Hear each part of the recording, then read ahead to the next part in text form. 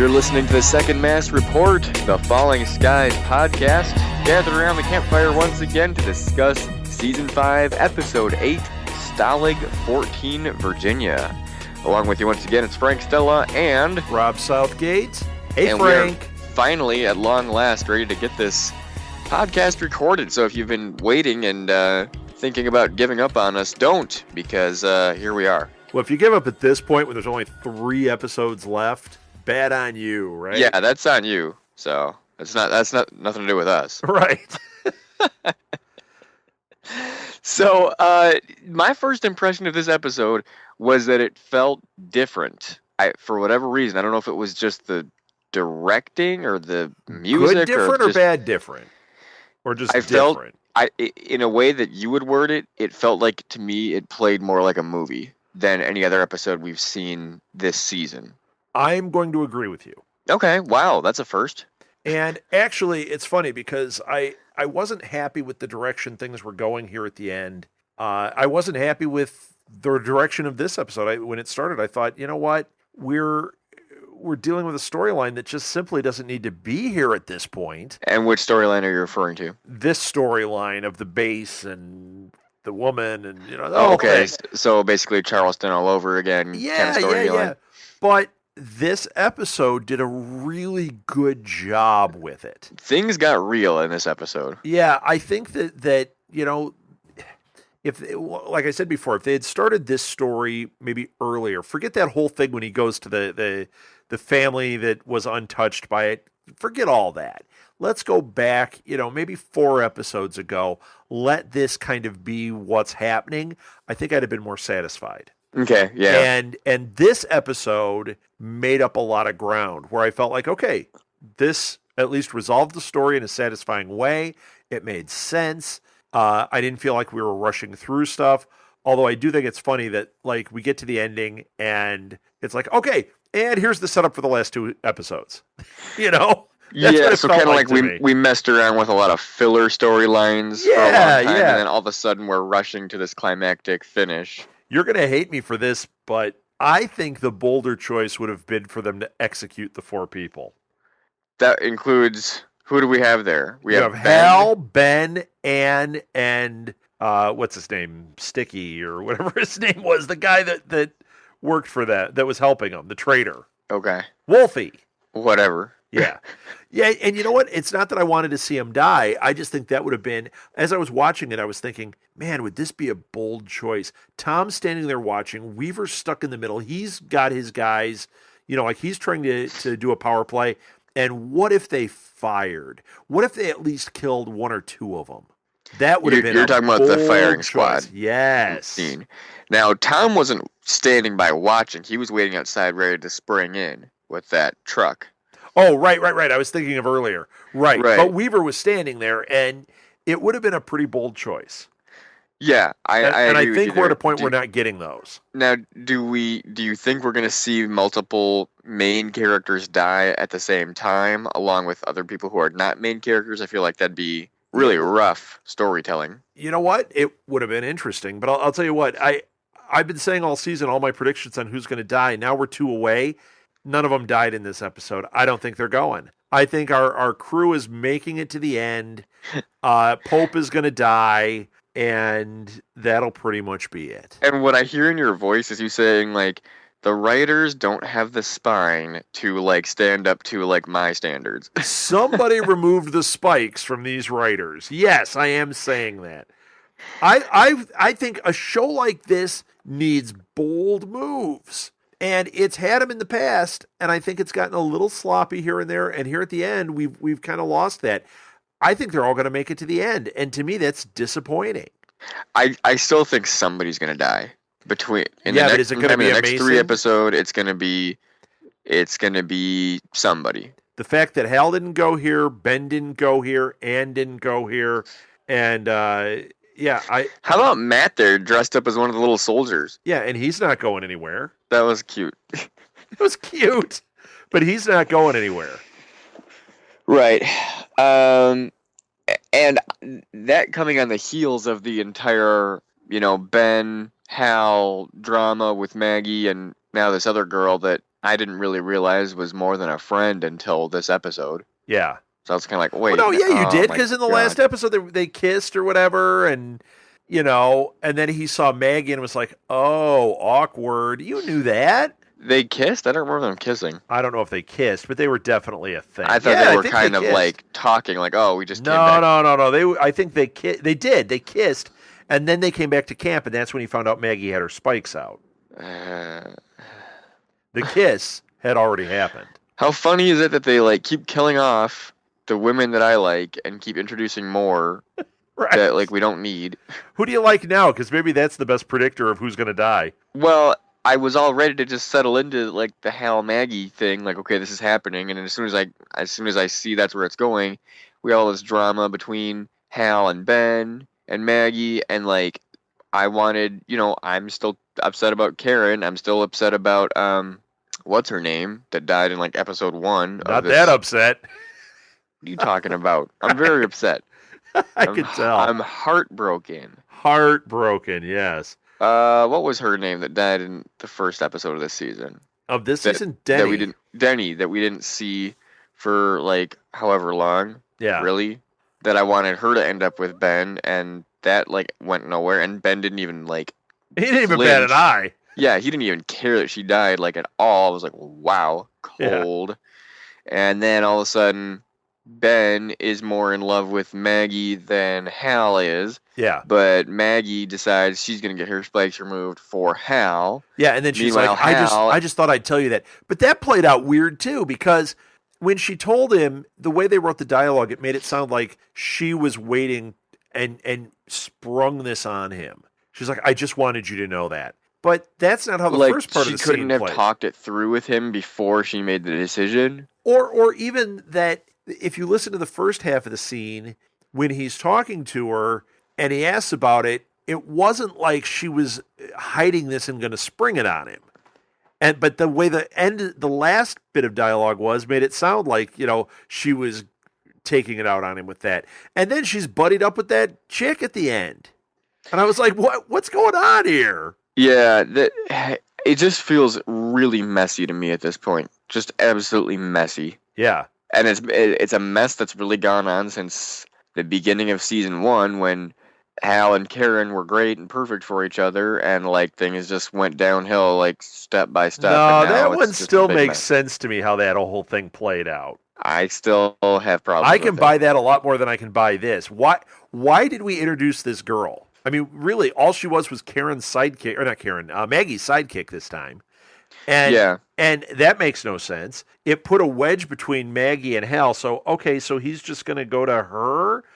That tells me that one of them is going to die by the end, so that he doesn't have to make the hard decision, but we can have the, longing look from him. You know what? Just kill everybody. I don't want everybody killed. Take anyone who was involved in this love triangle that kind of became like a love hexagon. Yeah, just kill them off. And just kill them. Yeah. If you were ever in love with anyone, we don't have time for you. All right. That would you know me, I'm trying to kill everybody, so. Well, yeah, and every time someone doesn't die, you're like, oh, that would have been great. Right. Well, you know what? It made sense. When I was watching it tonight, I'm like, this would be really crazy. And that's what I think we're missing. Nothing feels crazy. We knew that she had that thing on her neck and that she was being controlled by an overlord. There was no surprise to that whatsoever. Yeah, we knew that the minute we met her, when she touched her neck. We're like, okay, something's going on. And how about the fact that Weaver got up on him and killed the Overlord with his belt? I mean, that's pretty amazing, but what? It's funny to me that with all the, the tough skitters and the mechs, and we've really not seen a mech in action this entire season. Right. That the Overlords themselves are actually pretty frail. Yeah, they are. Like, one shot will kill them. I mean, they're kind of tall and big and kind of mentally powerful, but like their bodies are frail. Like, you can kill them really easily. Yeah. Which, okay, I can go with that, but it seems like they've got all sorts of like psychic abilities and stuff. Wouldn't he have been able to do something to Weaver? And I think he was just, all his effort was on Jan or whatever we're calling her, and he didn't have, Katie. Her name's skitters, Katie, whatever. We didn't see him controlling mechs and skitters, and he didn't really have like an army at his disposal, which is really how the overlords survive when they're out in the field. Right. But wouldn't she have known when he killed the overlord? Because aren't they connected? Didn't the skitters went nuts when the overlords were killed, and didn't the other overlords know that one was killed? Right, and so that doesn't make sense. That we're seeing something very different here. This isn't just a psychic connection between something that was or is harnessed now. The connection that there was between the Overlord and Katie was something we haven't seen before. Something maybe having to do with blood, maybe having to do with, was Katie even Katie anymore? Like, was Katie even still alive, or was it just like an empty possessed shell? Well, it had black blood. And I was thinking that they were doing something like that. It was a skitterized or cloned version of Katie, but then it had the residual memory of Weaver. It was very strange how that whole thing played out. And it acted very human. Like, you wouldn't tell just from seeing it, just like, or having a conversation or sitting down to coffee with Katie, like, oh, something's very wrong here. You'd be like, and if it had been an alien, there would be something very wrong. Right.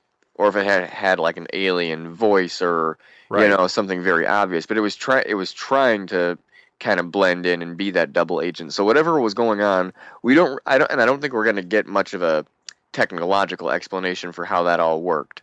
No, I think we got 2 episodes and they're going to dump this whole idea now. Yeah. And it's just 9 and 10 now then, right? Yep. Okay. And we do know the names of the next 2 episodes. I don't, but sure we do. I saw them on... Let me find them real quick here. That's what they love when we sit and do Google. No, I had him on my app, and now the whole thing reset. That's perfect. Well, you know what? You talk, I have it. The next one is called... See, this...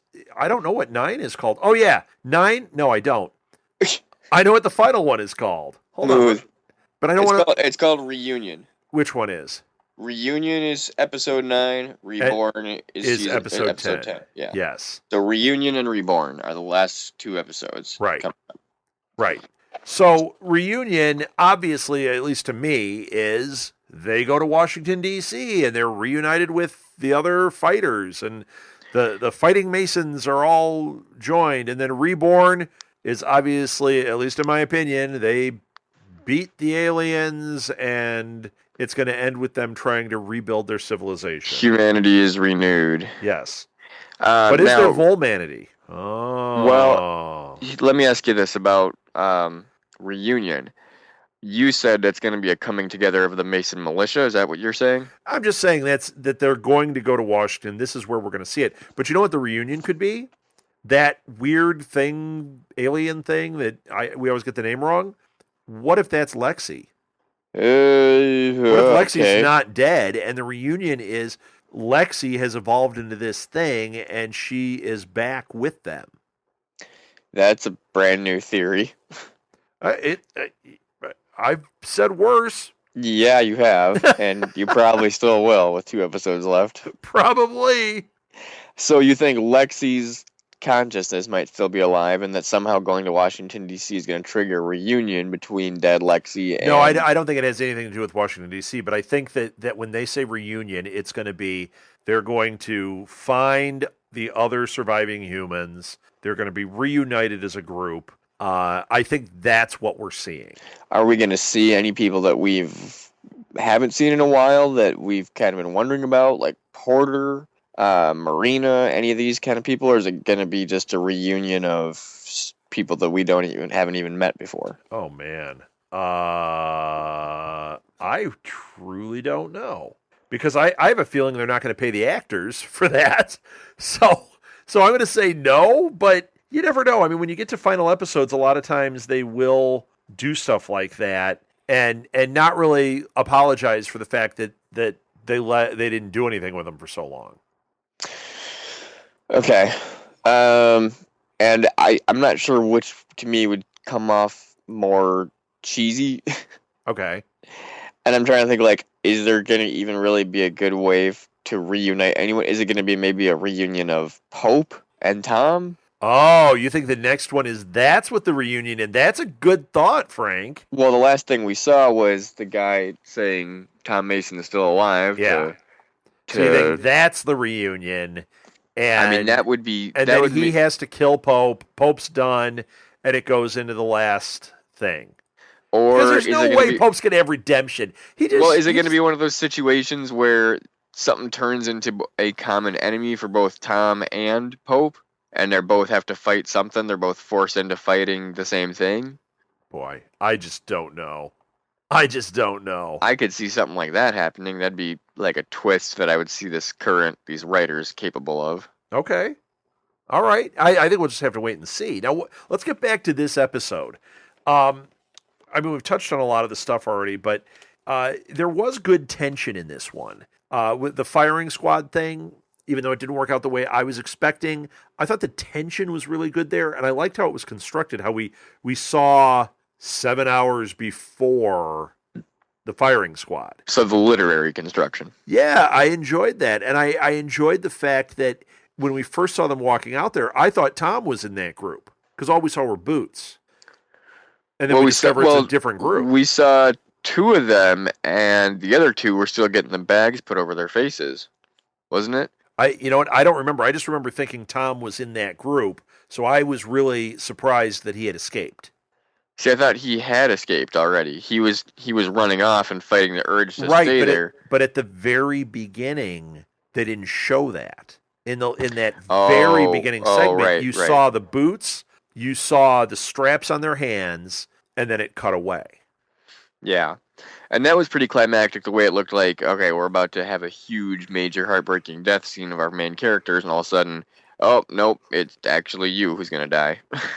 Right. So that was interesting. It looked like it had paid off where Weaver had been kind of rallying the troops kind of underground a little bit, even though he was a higher ranking officer than Jan. Yeah. He was able to rally some of the troops kind of underground, and by the time they were being ordered to fire, they were, that was their last order that they took from him, and then they switched over to. Did you notice they all looked at Weaver at the exact same time, like, yeah, we're waiting your orders now, sir? Yeah, right. Kind of thing. Well, and that was really good. That was something we talked about before, is how has she got so much control when he's the colonel?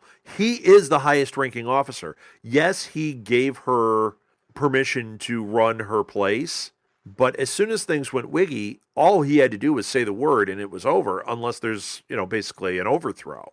Yeah, and I think he was trying to avoid a situation in which he had to cowboy the whole thing and there'd be like a dramatic turnover and confusion, and I think he wanted to wait as long as possible to just be like, all right, like, I don't want to make a huge mess here. I want to try and do this as cleanly as possible. Yes. So I'd like to think that you can do the right thing, but if not, I'm going to take over and try and slide the carpet out from under you as cleanly as possible. Yes, and I do think that was fun to watch. I do think that was pretty effective. That was a cool part.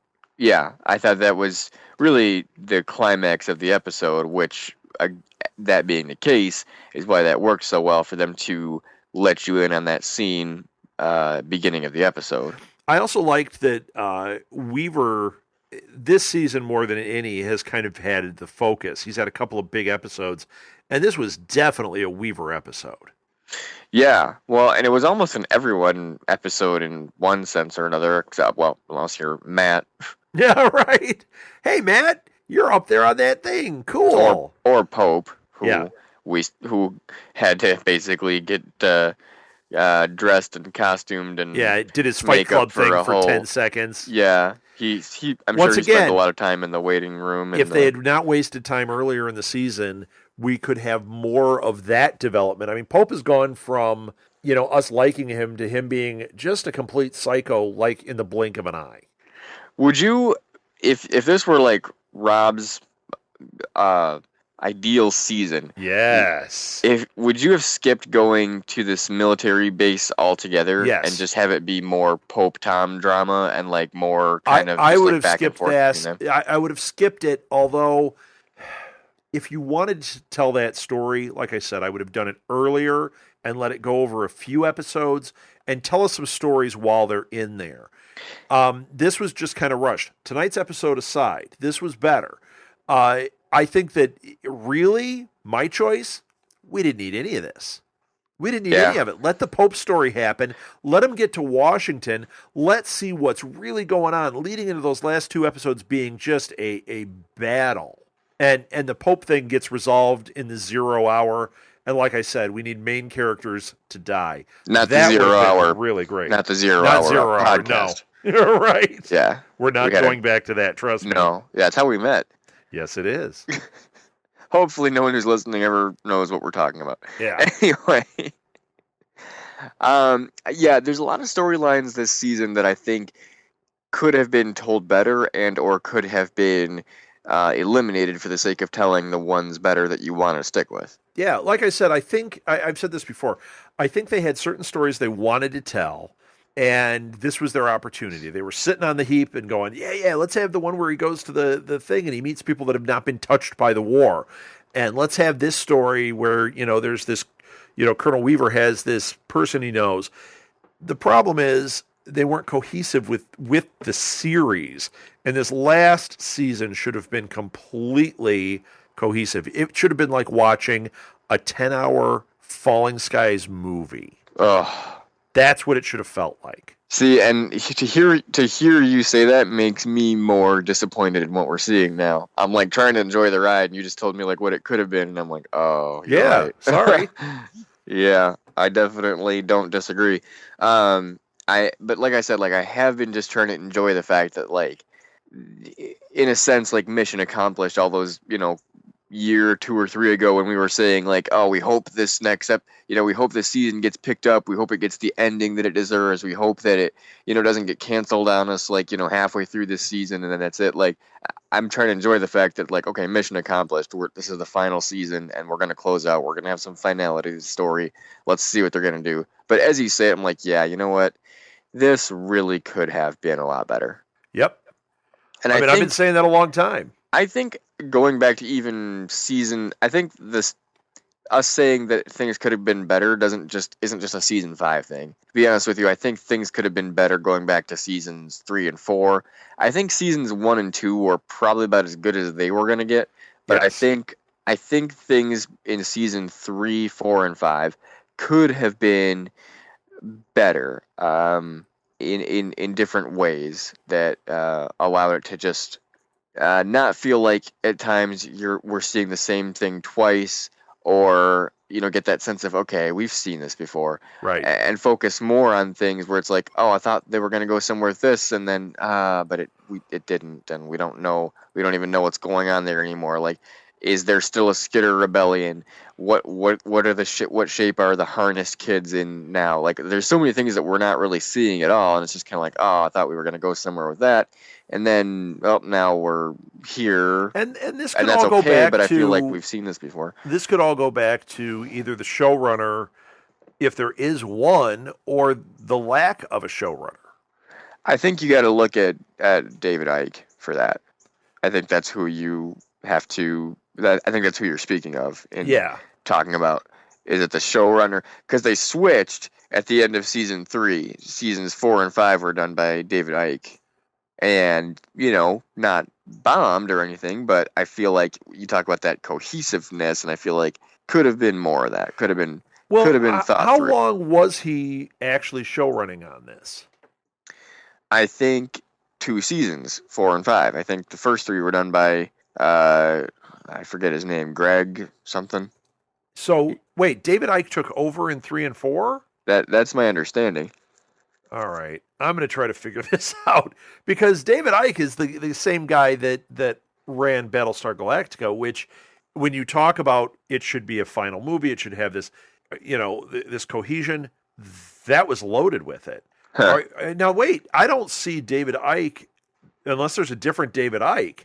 The one who did Battlestar Galactica is not, from what I'm seeing here, listed as showrunner. Well, are you looking at who's the showrunner of Falling Skies, or are you just looking at the David Icke that you know? David Icke. Okay, let me see. I'm looking up the showrunner right now. Let's see if we can figure it out. You know what? Here it is. Right here on Blaster.com. It says Falling Skies is on its 5th showrunner in 5 years. Really? That's what it says. That makes sense. Because I did not know that. And 2013, David Icke is listed on here, but yeah. But it says, Here's a video there have called... been 5, but here's why we shouldn't worry. But this was written, July 24th. I think that what we're seeing now tells us why maybe we should have been worried. Battlestar Galactica producer David Icke joins TNT's Falling Skies. But when you go to his IMDb or any of that, there's nothing about Falling Skies. So how much did he do? Did he actually do anything with it?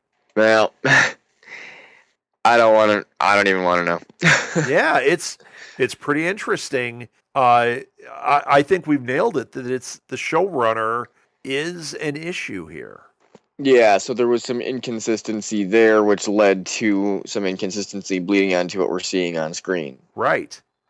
And that's also why we've seen such shifts every season. We had great setups and great ideas, but we're a long way from season 1 and 2.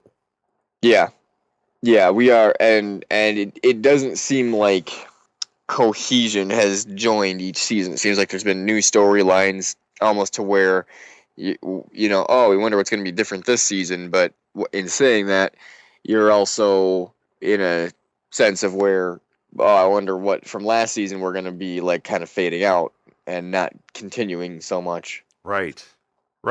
Yeah, it's interesting. I think that might be where they've had a problem, and frankly, I mean that's something that's a lot of TV shows have an issue with. The studios don't put the showrunner as the primary thing, and they'll have a figurehead for a showrunner sometimes, or they'll have a committee of showrunners. But the best shows have somebody with a clear vision that has it outlined that runs that show. And I think right now, looking at the stuff, I'm just scanning through this on the internet, I'm seeing a lot of changed people. Yeah, and that does contribute to some of the inconsistencies that we've been seeing and been pointing out. I mean, that has to. Yeah, interesting. Now, Fix, it makes it look like it's David Icke, but he's not. That's kind of confusing, and I feel like if you're listening to this podcast, you're probably bored out of your mind right now. Yeah, right. You know what? I think this is something we're going to have to look into. Maybe by the final episode, we'll actually have some answers on this. Yeah. So, interesting.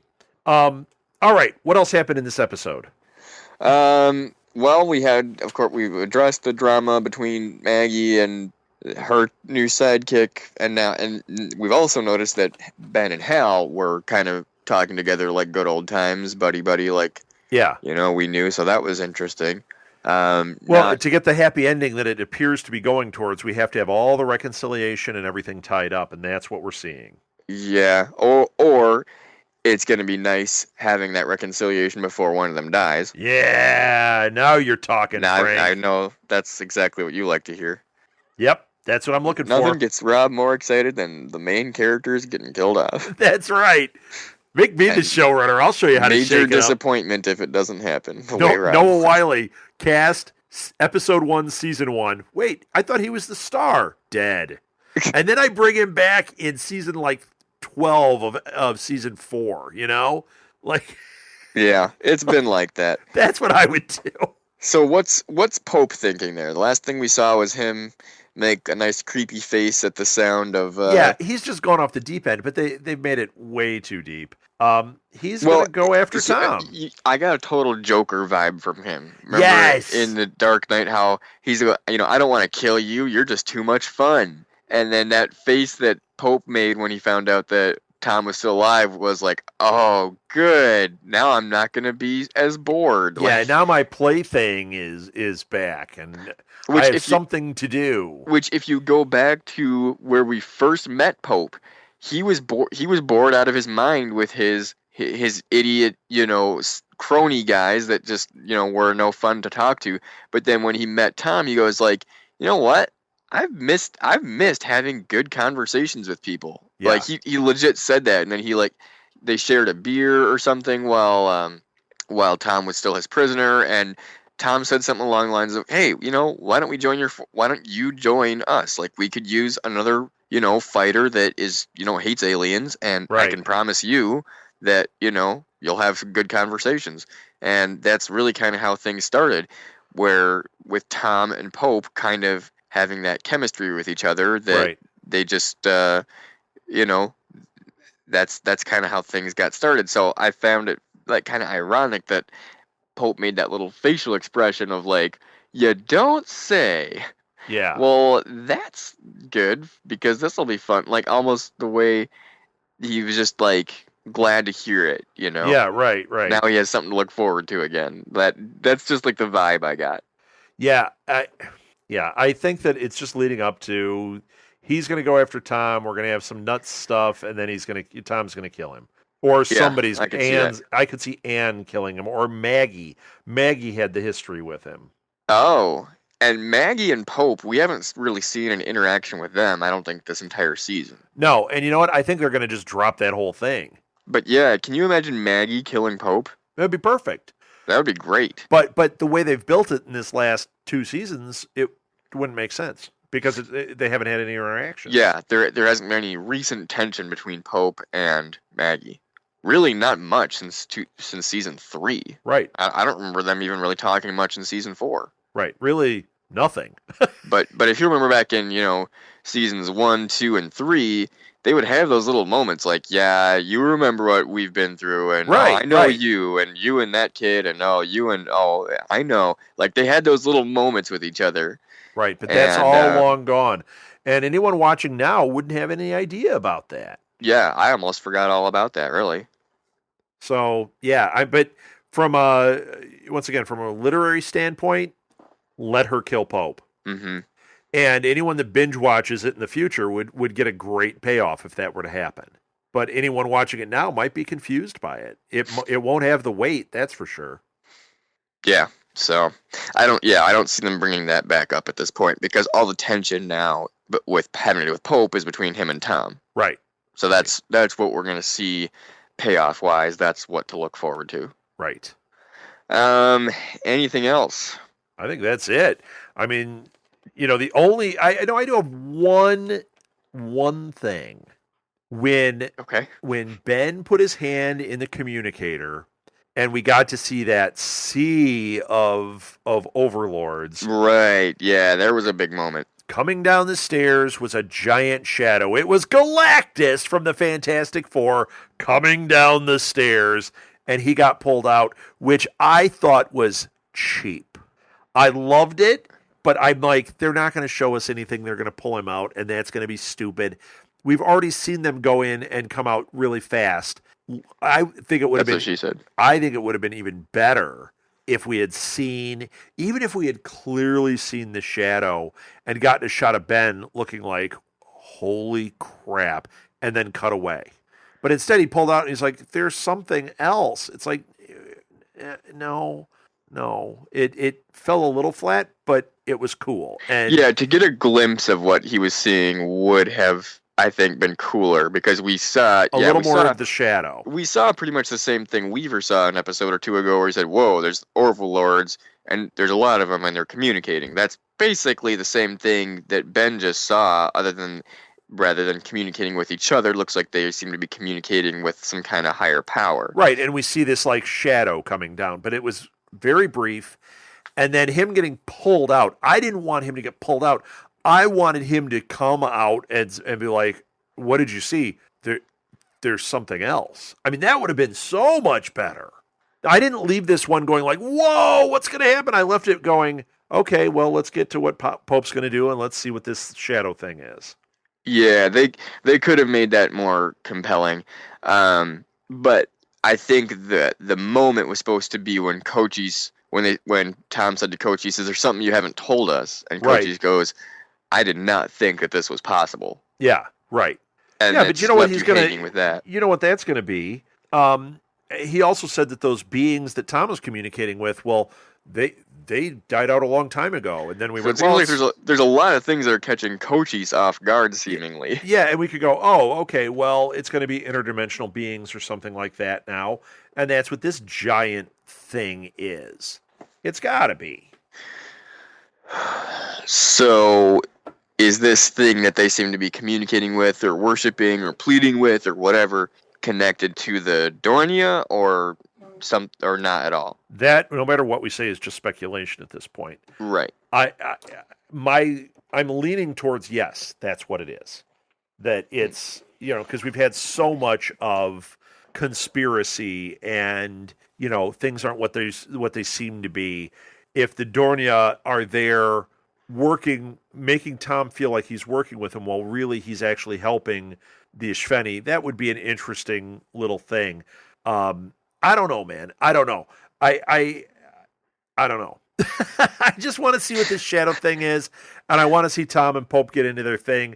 And I'm a little disappointed it's 2 episodes. I wish it was one that got to the meat of it, because I have a feeling we're going to get more filler next episode until we get to the last one. Tune in next episode to see Tom run into a family that is still homeschooling their kids. Exactly. Like, that's my fear. That right. would be the worst. Well, episode 9. There's his reunion. It's with that family. Oh, it's going to be a family reunion. Oh. No. Episode 9 is next. It's called Reunion. And after that, it's just a series finale. Yeah. And that is called Reborn. Yes. Not Unborn. No. Let's end it, Frank. I'm ready. All right. On that note, you can still interact with us through social media and our emails.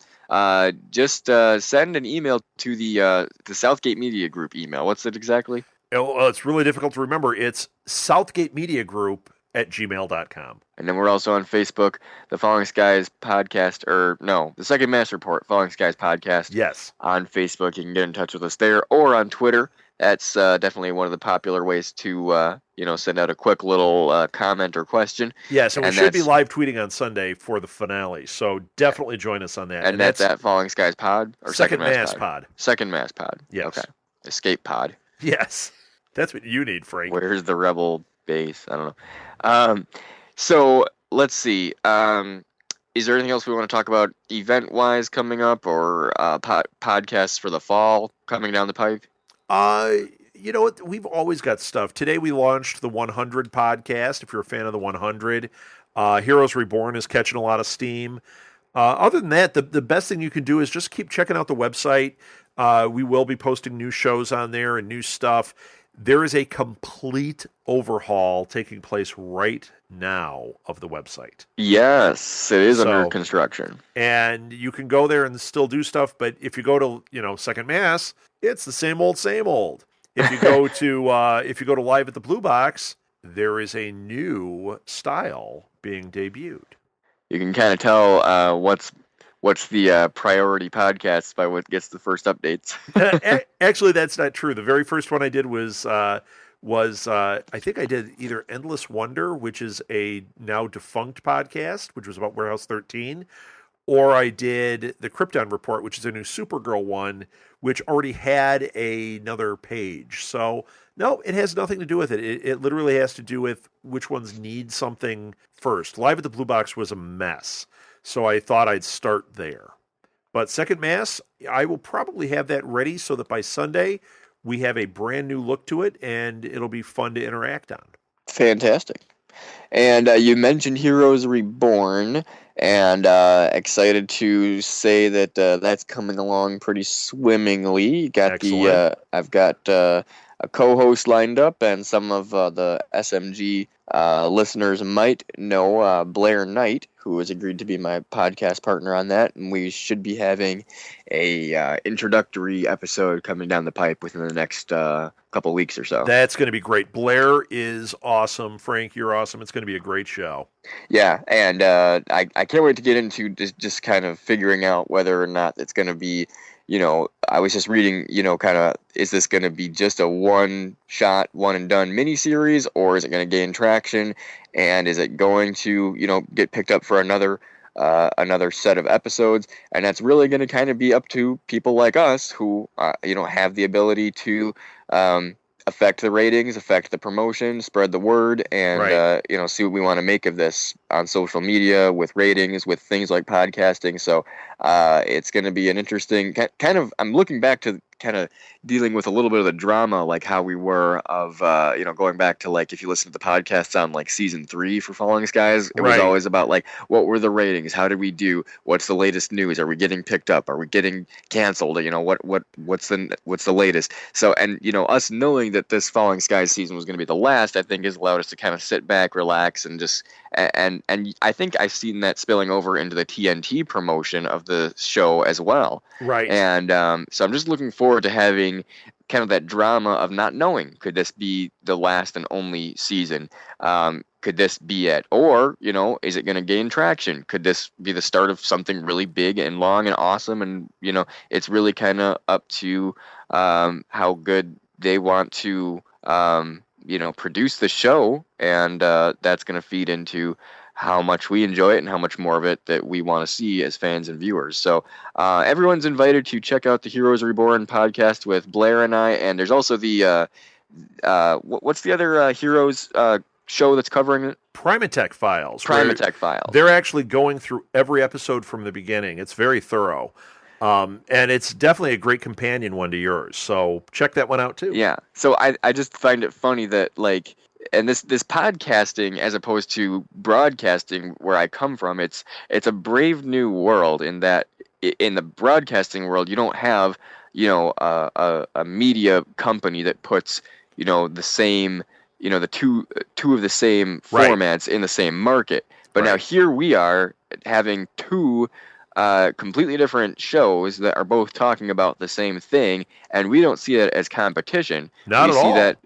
We see that as growth of our podcasting group first and foremost, but also the shows, because what this is all about, like, we're not competing with anyone, really. I mean, we're part of the internet. We're part of the global forum. We're just fans talking to fans about things that fans talk about and getting together and having fun. Like, I'm not in competition with anyone. I'm all for mixing it up, and I'm all for having more putting some more heads in this conspiracy of wondering what's going to happen next, and just kind of watching it together. I say the more the merrier. So definitely listen to the Primatech Files, as well as the Heroes Reborn podcast that's coming down with Blair and I. That picks up starting, I want to say September. I want to say it's the last Thursday in September. It's going to be Thursday nights that those shows are going to air.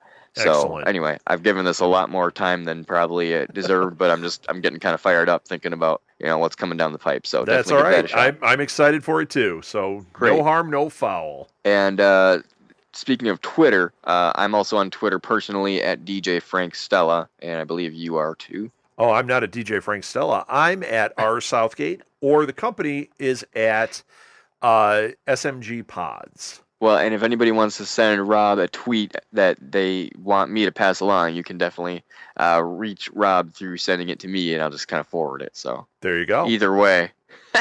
There you go. It's all getting where it's going. Yes. Anyway, let's wrap things up right here then, right? That's it. All right. We've got season 5, episode 8 under wraps. Episode 9 coming down. It's called Reunion. So whether that's a family reunion or a Pope and Tom reunion, whatever that may be, stay tuned for that. The Second Mass Report, Falling Skies podcast, is a production of the Southgate Media Group. Until next time, stay vigilant, stay active, and stay brave.